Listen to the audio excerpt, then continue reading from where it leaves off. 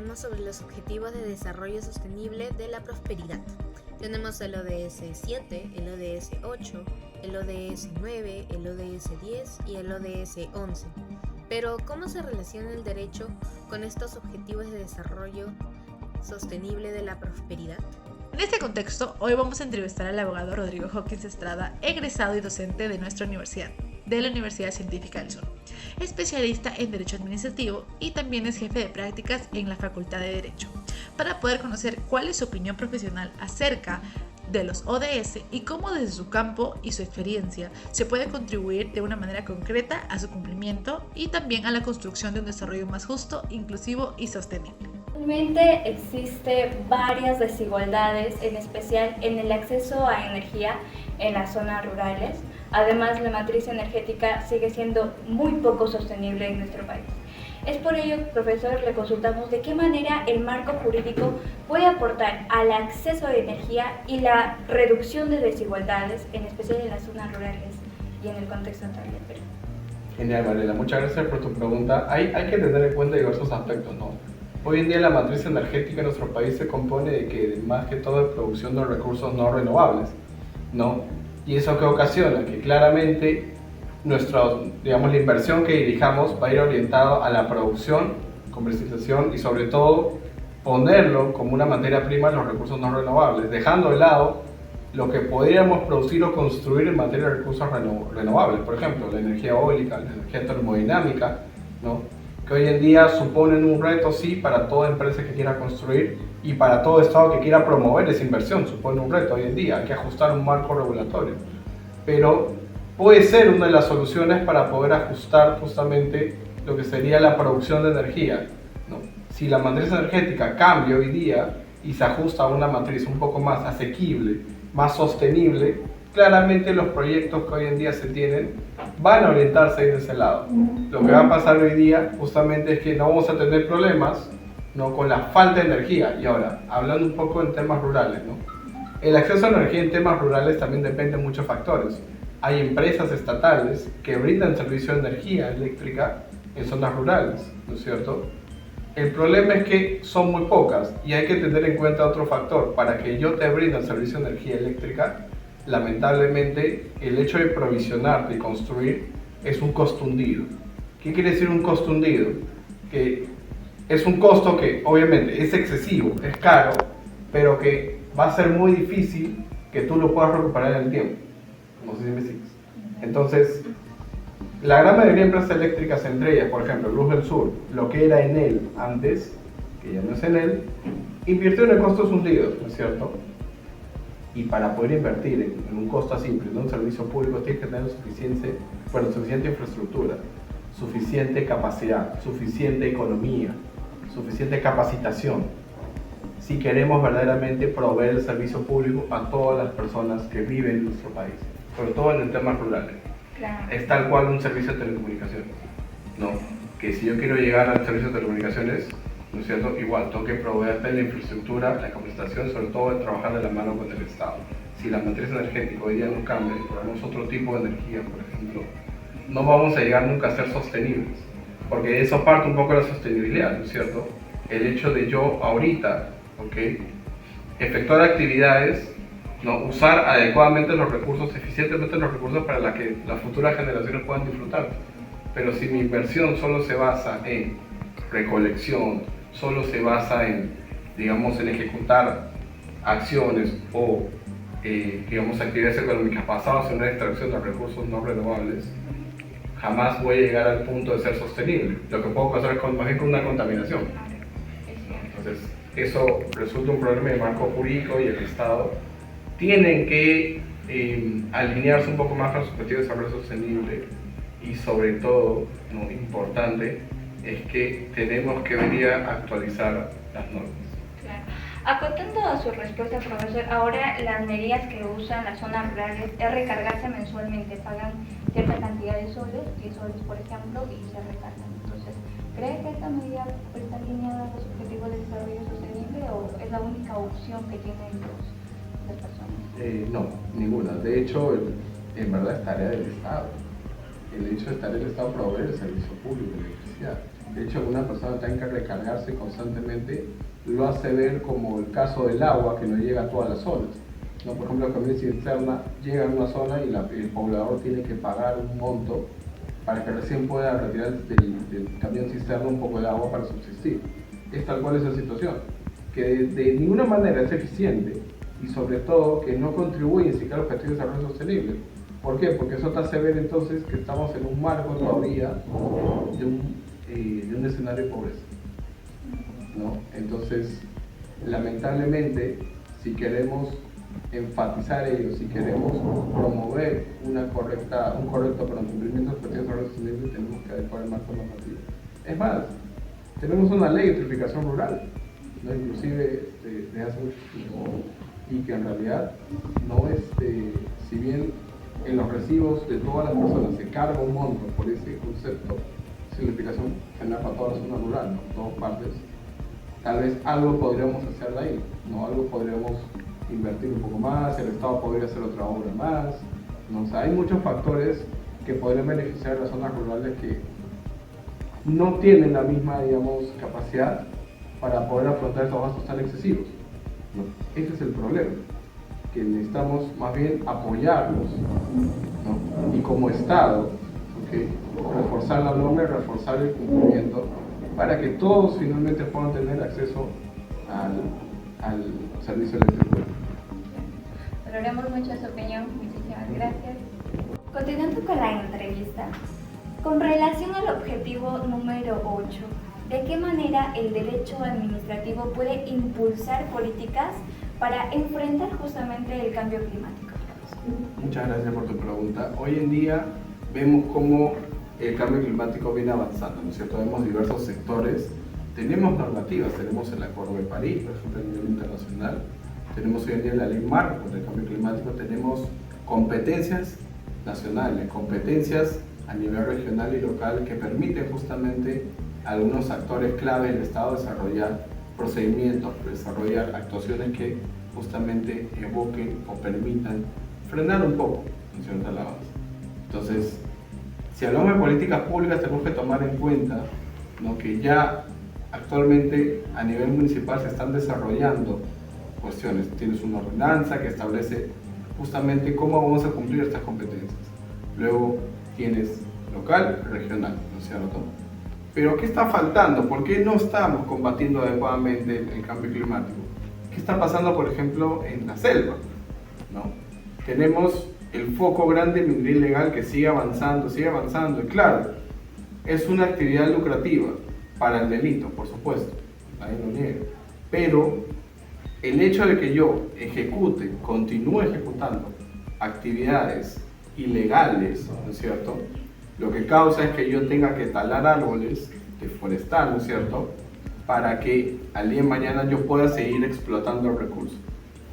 El hecho de yo afectar un espacio, ¿no?, talándolo, evita los procesos ya digamos biológicos, ¿no?, del mismo árbol. Sobre todo el hecho de que yo pueda captar ese CO2, ¿no es cierto? Eso es uno. Dos, otro factor es que la minería ilegal, ¿no es cierto?, al avanzar tan rápido, ¿ok?, y sobre todo teniendo hoy en día tal vez vigente el tema de la formalización minera, no está dando frutos ni está dando efectos. ¿Por qué? Porque se parte de la premisa que tú, si se está formalizando, no te voy a tocar. No hay ningún instrumento ambiental que esté aplicando, ¿no? Y hay posiblemente un escenario a nivel personal de impunidad. ¿Por qué? Porque mientras te formalices, no te puedo tocar, ¿no es cierto? Tú puedes seguir haciendo tu actividad, te puedo tocar. ¿Qué pasa si ese interín sigues contaminando? Sigues talando árboles, ¿no es cierto? ¿Cómo yo, como gobierno regional, por ejemplo, puedo frenar eso si hay una ley que los ampara, ¿no?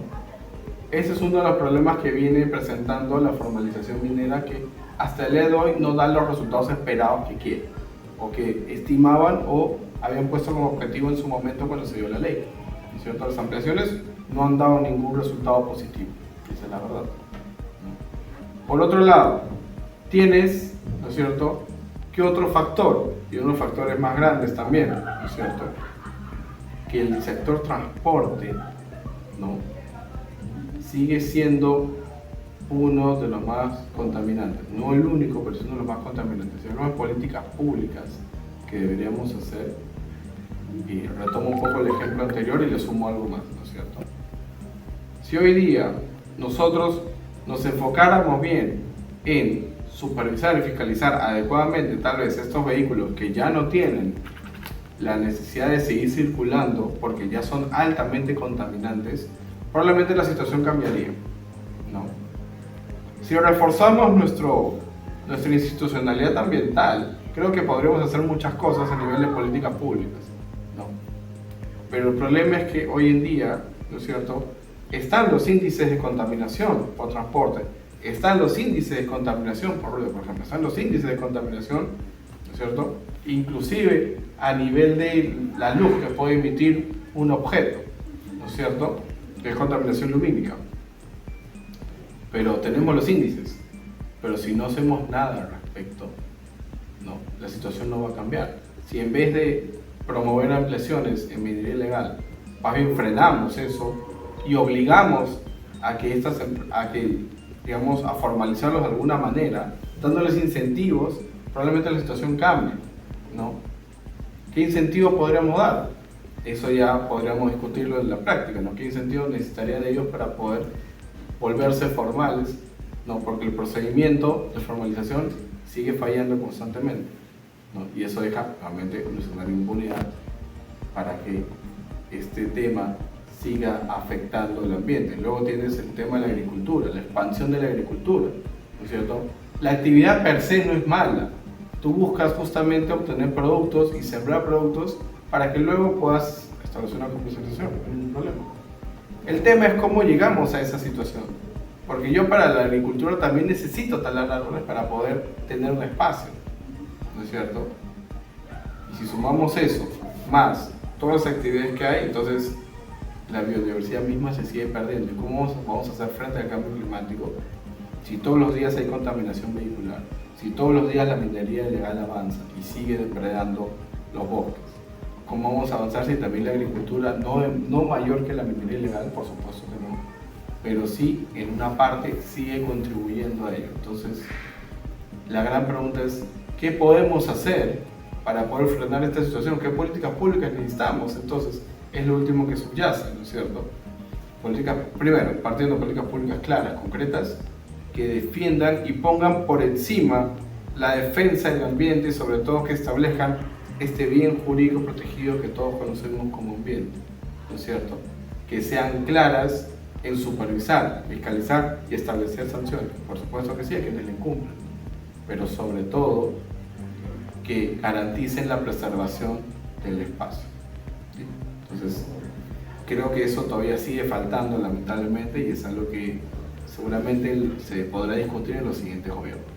Muchas gracias, profe. El ODS 9 promueve la innovación y la infraestructura verde. En este marco, la legislación puede ser clave para fomentar el desarrollo sostenible. Es por ello que surge la pregunta, ¿cómo la ley puede implementar proyectos de infraestructura verde y de innovación tecnológica para reducir la contaminación? Okay, muchas gracias por tu pregunta. Eso parte un poco de lo que hace poco ha habido, ¿no? Que es un foro de economías verdes, ¿no es cierto? Promovido por Pablo Cushman, donde se buscaba justamente qué infraestructuras o qué proyectos de inversión pueden ser sostenibles y contribuir al ambiente. Hoy en día lo que buscamos siempre con una infraestructura, y que el Estado lo promueve en realidad, es que sean cada vez más sostenibles en el tiempo, ¿no? Que una infraestructura no demande una contaminación. Por ejemplo, ¿qué yo debería hacer para reducir una contaminación y de hecho que pueda ser sostenible? Promover hoy en día lo que poco tenemos como una infraestructura, ¿no?, de disposición de residuos sólidos, por ejemplo. Hoy en día los residuos sólidos están acumulados en todos lados. Cada uno de los distritos tiene un pequeño foco de contaminación, ¿no es cierto?, por la disposición ilegal de residuos sólidos. Lo que deberíamos hacer hoy en día para tratar de promover infraestructuras más resilientes, infraestructuras más sostenibles, ¿no es cierto?, es también partir de ahí. Partir de qué necesita la población y cómo yo puedo ajustar un parámetro o ajustar la ley a que yo produzco un impacto positivo en el ambiente. ¿Qué es algo positivo, por ejemplo, hoy en día? Una infraestructura, por ejemplo, una hidroeléctrica. Una hidroeléctrica tiene un impacto, pero va a ser positivo, ¿no es cierto? Porque tú vas a llevar energía, ¿no?, a la población. ¿Es una infraestructura sostenible? ¿Es eléctrica? Sí, pero ¿qué demanda esa infraestructura sostenible? Que también tú proveas tal vez energía renovable, como por ejemplo turbinas eólicas. Son infraestructuras renovables, son resilientes, son sostenibles, ¿no? Que implica también algo sostenible, que no impactes en gran medida el ambiente, que no haya impacto significativo, ¿no es cierto? Entonces, ¿cuál es la tarea del Estado? Promover leyes, más que leyes, inclusive atraer la inversión privada primero. Tenemos que atraer la inversión privada y hacer o posibilitar o darle todas las condiciones a alguien para que pueda invertir en infraestructura sostenible. En otros países, por ejemplo España, ¿okay?, hay infraestructuras sostenibles. De hecho, hay algunas empresas que inclusive, con la gran inversión que conllevaba eso, buscan en algún punto volver potable el agua de mar, porque saben de la peligrosidad y saben de la escasez que va a haber en unos años. Eso es sostenible. Estoy tratando de volver algo que en ningún punto es potable, ¿no es cierto?, que es un recurso renovable, que es el mar, finalmente. Algo potable para que la gente pueda disfrutar, ¿no? Y sobre todo que perdure en el tiempo. Lo que hoy en día tenemos en el Perú, por ejemplo, es que tenemos infraestructuras, pero que a veces no perduran en el tiempo y no llegan a ser sostenibles. Una manera de poder hacerlo es lo que ya tenemos hoy en día. Hoy en día en el país tenemos las obras por impuesto, ¿no es cierto?, que es esta facilidad que se le da al privado para que pueda hacer una obra que el Estado no puede hacer, pero el privado la hace, con su dinero y sus recursos. ¿Qué va a pasar al final de un ejercicio contable o tributario? Que en vez de pagar todo el impuesto que pagamos usualmente, vas a pagar el 50% de ese impuesto que a ti te tocaba. Pero condicionado a que tú hagas una buena obra resiliente y que sobre todo que perdure. Entonces, ya el Estado no tiene lo suficiente, mi opinión personal, no tiene la suficiente logística para hacer las cosas, y mejor encomendamos al privado, ¿no es cierto?, para que construya esas obras, ¿no?, y sobre todo que sean resilientes, porque es lo que se busca en 2030, obras más sostenibles, resilientes, que generen menos impacto al ambiente, ¿no es cierto?, pero sobre todo que puedan contribuir de manera efectiva y positiva a la población. Y eso es lo que está faltando hoy día. Eso es uno de los factores, que utilicemos la ley de obras por impuesto. Otro factor, nuevamente, es, y creo que previamente lo dije, es que necesitamos dar más incentivos para el privado, para la construcción. El OXI, como se conoce obras por impuesto, es un incentivo económico, ¿no?, regulatorio económico. Pero no solamente eso, ¿no?, sino que necesitamos más instrumentos regulatorios económicos que permitan al privado poder establecer o poder generar una obra buena, alta, ¿no? Y sobre todo tenemos que mejorar la burocracia del Estado.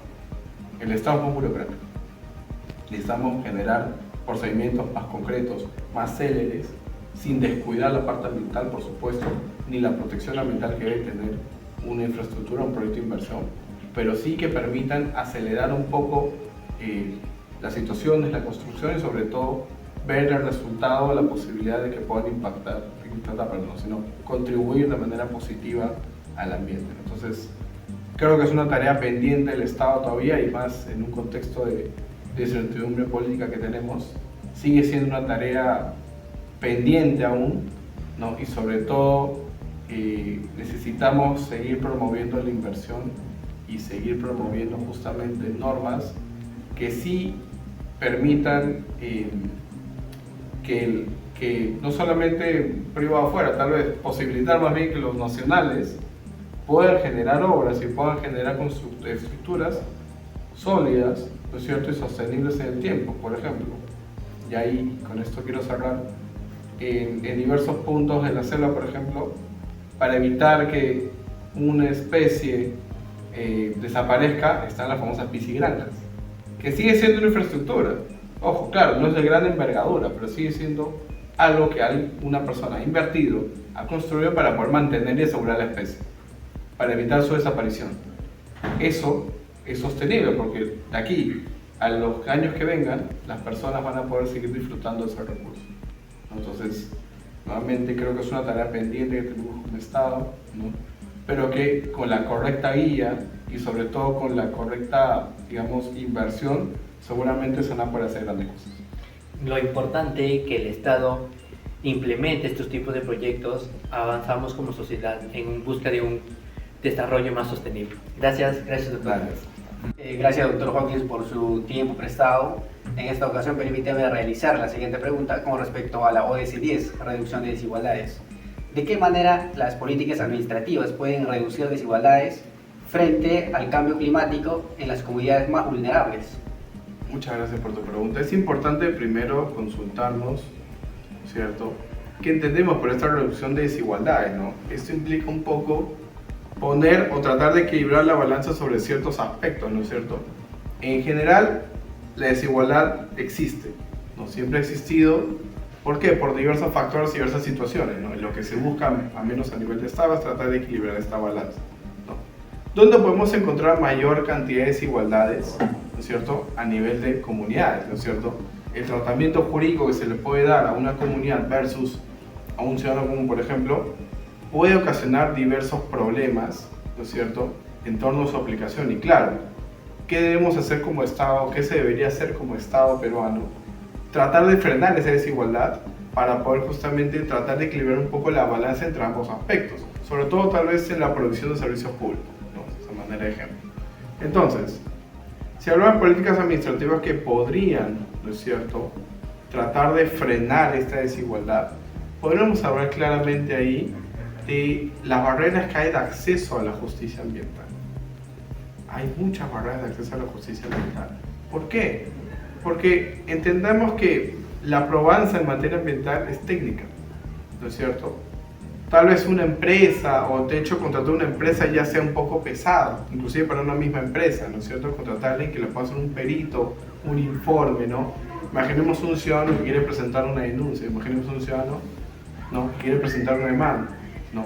Ahora, vayamos al caso de una población vulnerable. Imaginemos un ciudadano que está viendo una contaminación, ¿no?, un miembro de la comunidad, perdón, que está viendo una contaminación en el espacio donde vive y quiere presentar una denuncia. ¿Cuántas barreras de acceso a la justicia puede tener esa persona? ¿Puede ir tranquilamente a OEF y presentar una denuncia? No, lo primero que te van a pedir es cómo lo pruebas. ¿Qué pruebas tienes tú para sostener que ha habido una denuncia? ¿Qué pruebas tienes para sostener, ¿no es cierto?, que puede pasar este tema, ¿no? Entonces, hay que mejorar, sí, tal vez la manera en cómo presentamos, ¿no? Claro que las denuncias hoy ya pueden ser anónimas o presentarte con todos tus datos, ¿no es cierto? Y en el caso de defensores ambientales, algunas veces presentan con todos sus datos y pues ya vienen los problemas de índole penal que causan, ¿no? Pero entonces, si hablamos a nivel de acceso a la justicia, retomando un poco el punto, ¿okay?, tenemos que tener en cuenta que estas políticas tal vez deben adecuarse un poco a la necesidad también de poder proteger el ambiente, ¿no? El hecho de probar en un caso ambiental una afectación puede resultar difícil. ¿Por qué? Porque tengo que tener todo el material probatorio para acreditar la contaminación, por ejemplo, una contaminación en general. Eso puede ser una barrera, en algún punto alguna persona señaló, eso puede ser una barrera de acceso porque no puede defender el bien jurídico protegido que es el ambiente, ¿no? Yo quiero acceder a la justicia, yo quiero proteger el ambiente, deseo que se siga preservando el ambiente, pero la probanza siempre resulta difícil porque es técnica, más técnica que otro aspecto, ¿no? Porque hay que probar cuánto de afectación hubo, el cuerpo de agua, cuánta contaminación hubo en el cuerpo de agua, ¿no? Si voy a hablar un poco sobre una contaminación de un bosque, afectaste servicios ecosistémicos, ¿no es cierto? ¿Cómo fue la contaminación? ¿No es cierto? ¿Cuánto afectaste el suelo? ¿No es cierto? Entonces, todo eso, ¿no?, entramos en un campo un poco más técnico que jurídico, ¿no? Y eso puede conllevar un poco a que desincentivemos más bien la presentación de denuncias. Otro tema es la inacción, tal vez la autoridad, ¿no es cierto? Yo hoy día puedo presentar una denuncia ambiental por una contaminación en Chorrillos, por ejemplo, ¿no? La gran pregunta es, ¿va a haber una acción de parte de la Municipalidad de Chorrillos? ¿Van a ir con el camión, van a recoger la basura y se lo van a llevar? Esa es la pregunta. ¿Hay acción o no hay inacción? Claro que la Contraloría General de la República castiga la inacción del funcionario público, ¿no es cierto? Lo persigue, lo castiga.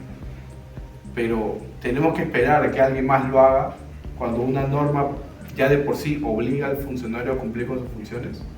Entonces, ¿qué más podemos implementar? ¿Qué más podemos hacer? No, es la pregunta que surge ahí, ¿no? La respuesta finalmente a esa gran interrogante que es ¿qué más podemos hacer?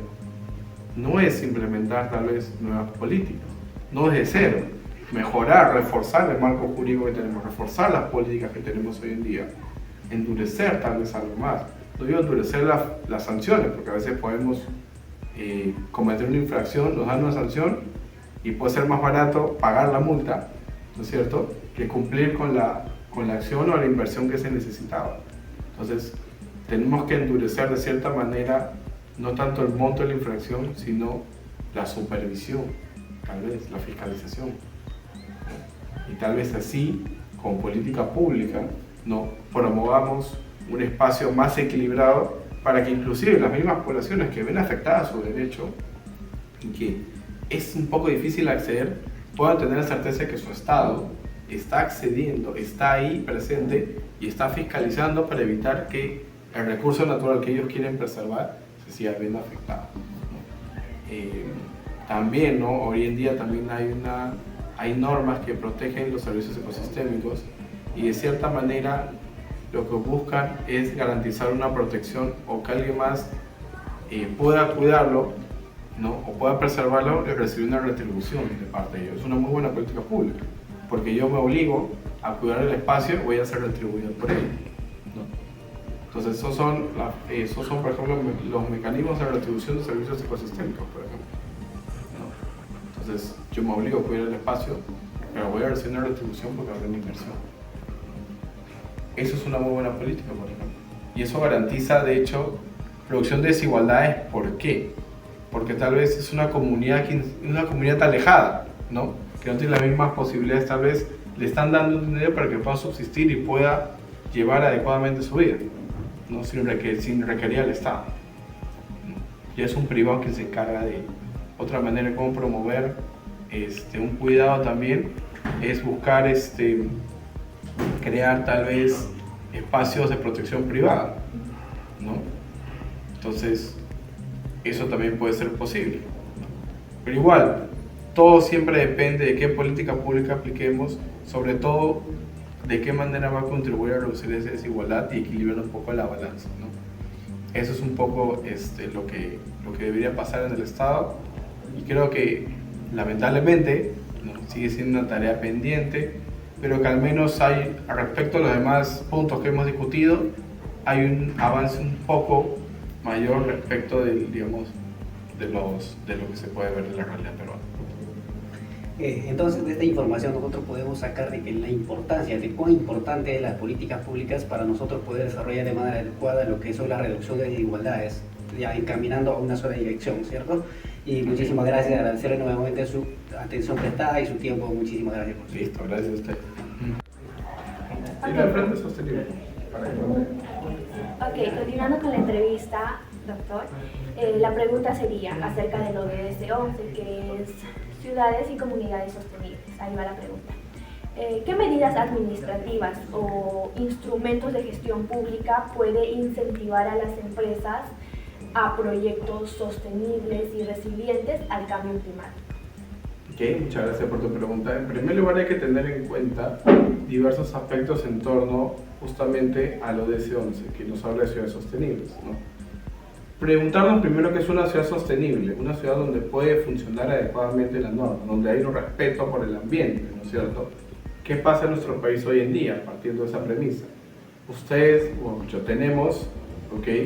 Hoy en día tenemos contaminación ambiental, tenemos contaminación producto del transporte. El transporte masivo en el Perú y transporte en general es uno de los factores más contaminantes que tenemos, aparte de los residuos sólidos, ¿no es cierto? Entonces, hoy en día lo que está pasando en realidad es que tenemos gran cantidad de vehículos dentro del parque automotor que están ocasionando una gran y masiva contaminación, sobre todo en espacios donde hay, vamos a decirlo, tráfico intenso, ¿no?, en horarios determinados. es cierto? Entonces, por ejemplo, ¿no? En un punto la construcción del puente de Miraflores, ¿no? Hizo que toda la subida a Balta se congestionara. Esa congestión claramente que ocasiona problemas, tráfico y sobre todo si alguno de los carros es antiguo, sabemos que puede ser un factor contaminante por la expulsión, ¿no es cierto?, de dióxido de carbono que sube a la atmósfera, ¿no es cierto? Entonces, ¿qué deberíamos hacer como país para poder ser hoy en día o tratar de cumplir, ¿no?, con una ciudad sostenible? Instrumentos jurídicos, puede ser leyes, puede ser decretos, puede ser inclusive planes, ¿no es cierto?, o políticas públicas mismas que se orienten a tratar de supervisar y paliar. Un ejemplo puede ser, ¿no?, creo que en algún punto siempre se discutió el hecho de que los carros antiguos, ¿no?, paguen impuestos para desincentivar justamente su uso, porque si yo voy a tener un carro antiguo, voy a pagar un impuesto, entonces no va a ser tan atractivo tenerlo, versus las personas que adquieren un nuevo vehículo no pagan impuestos. Hoy en día es al revés, ¿no? Quien adquiere un vehículo paga impuestos y quien ya tiene por años su vehículo no paga un impuesto, ¿no es cierto? Una de las políticas públicas que se quería reforzar era ella, ¿no? El hecho que hoy en día tú pagues, ¿no?, por tener un carro antiguo que sabes que es contaminante, ¿no?, versus un carro nuevo que ya no tiene nada, ¿no es cierto? ¿Y por qué digo esto? Porque de acuerdo a la Política Nacional del Ambiente al 2030, el transporte, el parque automotor, es uno de los factores más contaminantes que hay. Y como objetivo el Estado peruano tiene reducir esa contaminación. ¿Cómo? Puede ser una opción esta política pública que te digo. Otra opción es que nosotros regulemos más bien incentivos, ¿no es cierto? Nuestro país se caracteriza mucho por ser un modelo o una forma de regulación comando-control. Comando-control quiere decir, por ejemplo, nosotros hoy en día buscamos tipificar sanciones, ¿no es cierto? Tipificar sanciones y sancionarte por lo que has hecho, ¿no? Pero si en vez de eso yo regulo más bien incentivos, te incentivo a ti a que tú al día de mañana seas más resiliente, al día de mañana seas más comprometido con el cambio climático, ¿no? Entonces la política pública que te doy te va a llevar a ti a que tú al día de mañana puedas, ¿ok?, ser más comprometido con el ambiente. El cambio climático es algo que nos afecta a todos y nos sigue afectando a todos en gran medida. Todos los países lo padecen, ¿no es cierto? El problema es qué hacemos frente al cambio climático. Como te digo, una de las opciones puede ser eso. El parque automotor es que no intervenido en mala manera, no, pero sí buscar una solución como política pública que te permita a ti justamente equilibrar esa contaminación que hay.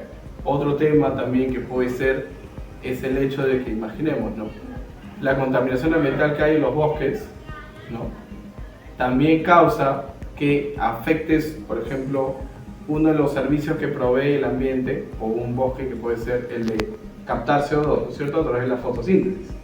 ¿Okay? ¿Qué pasa si yo contamino constantemente bosques? Elimino la función del mismo árbol, ¿no es cierto?, de captar eso. Entonces, si hago eso constantemente, imagínate que talo árbol, que talo ilegal también, ¿no?, voy a terminar por quebrar la fuente de protección que tiene el mundo, ¿no es cierto? Entonces, esa es una política pública. Segunda política pública que podemos hacer, y ahí es un poco alentar a las empresas, ¿no?, y el Estado en general a combatir la minería ilegal. La minería ilegal, que también basa sus fundamentos en la talla ilegal para poder, por la deforestación, para poder hacer actividades, sigue contaminando y sigue causando también factores al ambiente, entre ellas se viene el cambio climático. Entonces, el Estado peruano tiene la labor hoy día de ejecutar normas, puede tomar iniciativas del privado, por supuesto que sí, pero tiene la obligación hoy día de combatir la minería ilegal para evitar que se siga pasando esta situación, ¿no es cierto? Entonces, van dos formas. Obviamente la minería ilegal es un factor que está presente y seguramente a nivel delictivo causa mucha riqueza, ¿okay? Pero si no combatimos la minería ilegal, por ejemplo, lo que va a pasar el día de mañana, como yo he visto personalmente cuando he ido a Iquitos, es que hay un hueco gigante, cuando tú ingresas a Iquitos por aire, se ve un hueco gigante abajo. Eso es producto de la deforestación. ¿Qué está pasando entonces con nuestra biodiversidad? Se está viendo afectada también, Entonces, el Estado, la empresa y la sociedad tienen que unirse para poder combatir la minería ilegal y sobre todo establecer políticas, si quieren, en conjunto para poder frenar el cambio climático también, o mejor dicho, hacer frente al cambio climático. Y los mismos gobiernos nacionales, los mismos gobiernos, sea local y regional, tienen la labor de cumplir con las obligaciones que establece también la ley Marco contra el cambio climático. Entonces, todo eso en conjunto te va a dar a ti la solución. No te voy a decir que te vamos a solucionar hoy día, pero sí en un corto, mediano plazo, sí van a poder darte una solución que permita, ¿no?, combatir las acciones o al menos frenar un poco el problema del cambio climático que tiene nuestro país. Gracias, doctor. Sí, es cierto, de alguna manera estas medidas me parecen realmente interesantes y nos llevan como estudiantes, jóvenes o en conjunto como sociedad a poder tener un compromiso ambiental. Muchísimas gracias nuevamente, doctor. Concluimos reconociendo que los ODS de la prosperidad no son metas aisladas, sino compromisos interconectados que requieren la acción conjunta de profesionales, instituciones y ciudadanía. El derecho se convierte en una herramienta esencial para transformar el desarrollo en un proceso equitativo y sostenible. Esperamos que esta entrevista lo haya motivado a reflexionar sobre la urgencia de integrar la perspectiva jurídica en la lucha contra el cambio climático. Espero que les haya gustado y muchísimas gracias por su atención prestada.